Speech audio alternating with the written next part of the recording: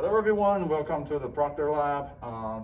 This lab is located in the psychology building, which is across from the Pierce building near the Memorial Mall. And this lab is located on the third floor. The number is 3113. As you can see, that this lab is led by Dr. Proctor, which is also the advisor of our society. So the first room of our lab is used in old times. So we have not used this room for many years, from my understanding. But this room, this huge door, can be used to maintain a certain temperature for the environment. So this lab can be used to study how thermal factors influence human performance. As you can see in this hallway, there are 6 doors.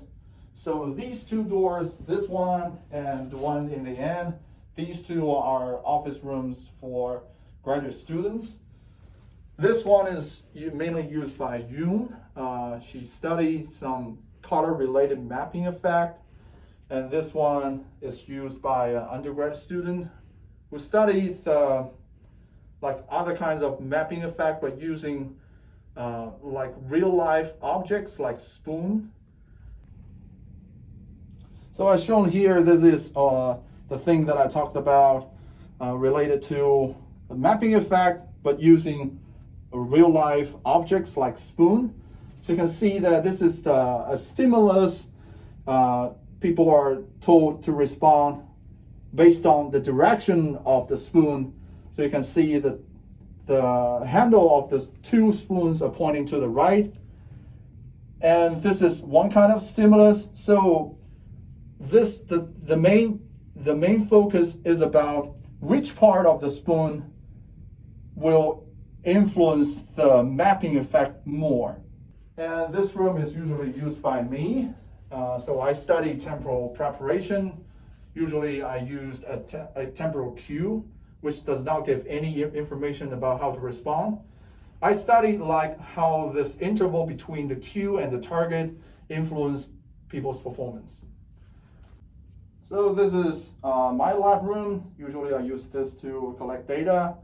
And as you can see, there's not many things in this room, just a chair, the response box, which is kind of the older version of the one in the other room, and headphones. So basically when participants come, they will put on their headphones and respond to the stimulus, which will just be displayed on the screen. So they will use this response box to make left and right responses. And usually there will be a chair placed over here, and usually the researchers are asked to stay here with the participants all through the process. But now, because of the pandemic situation, the researcher cannot do that. So usually we'll leave the participant in the room and make the room dim like this, and then we'll just come out of the room and wait until the participant finished the experiment. So this room is usually used by Chi and Dr. Proctor to study mapping effect, but also something related to handiness. And they study both responses by hands and by feet. So we can see in this room, these kind of response equipment is for responses by hand. So the people can respond like this. And this is a typical response box for responses made by fingers, like this kind of responses. And under the desk, you can see those response paths mainly for foot responses. So people can just step on it and make responses. And this is the computer, so people will see the stimulus displayed on the screen and make responses related to the stimuli. So when there is not a participant coming or the participant did not show up, So the researcher will usually stay in this room and take a rest. Here we have a computer for you could to do some work, and we also have something for, especially for the COVID-19 protocol. We have extra masks, face masks, and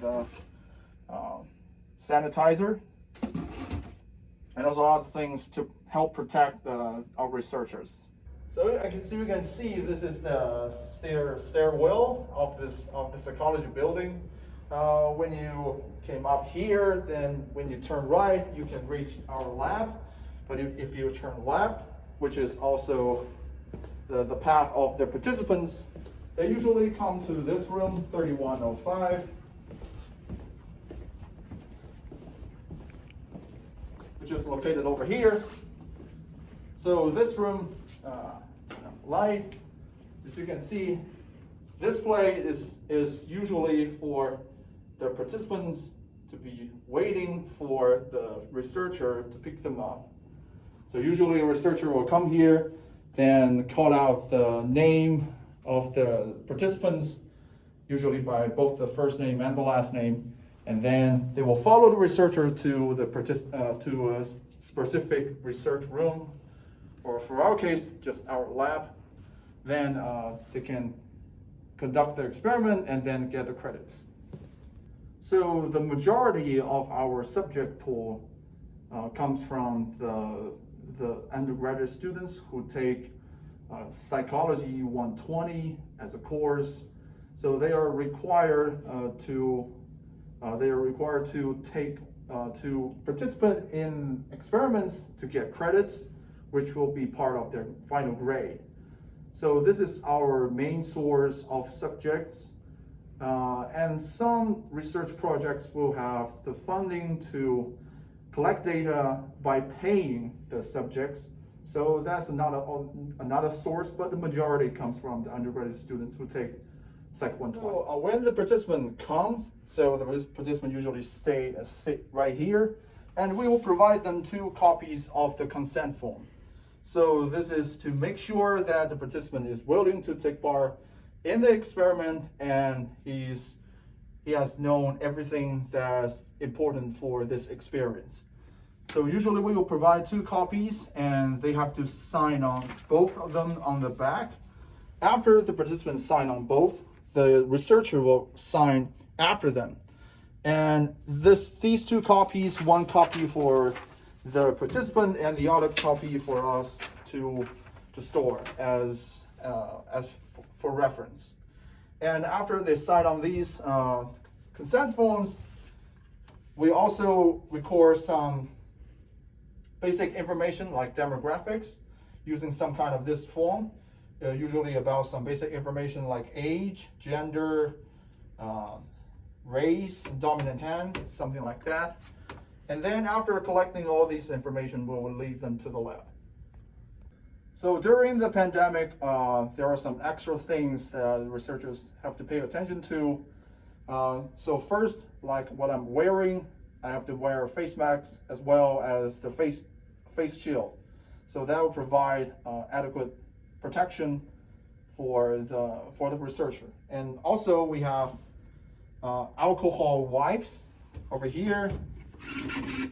So usually for cleaning like things like the response box, the chair, and also we have this a sanitizer which can be used by the participant. So usually before the participant comes in, we will clean the chair, which is the one will be mainly used by the participant, and then the pen they will use.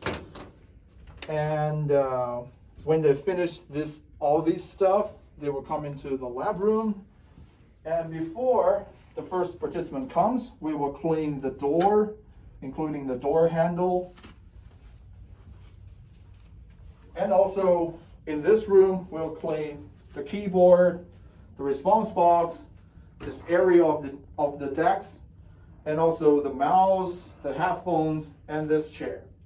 So we'll use the alcohol wipe to clean all these things to make sure that this is clean and virus-free. So you might notice here there is some kind of warning light over here, color red. And this switch is for when you put it on, there will be a light on outside of the lab room, which will tell people that an experiment is happening in this room, and please stay quiet in the hallway. So this is just to remind people outside to remain silent and try not to disturb the process. So after each participant leaves, we will do all this stuff again to provide a clean environment for the next participant. And when the last participant of this day leaves, we will clean the environment again just to make sure that this place is clean after collecting data.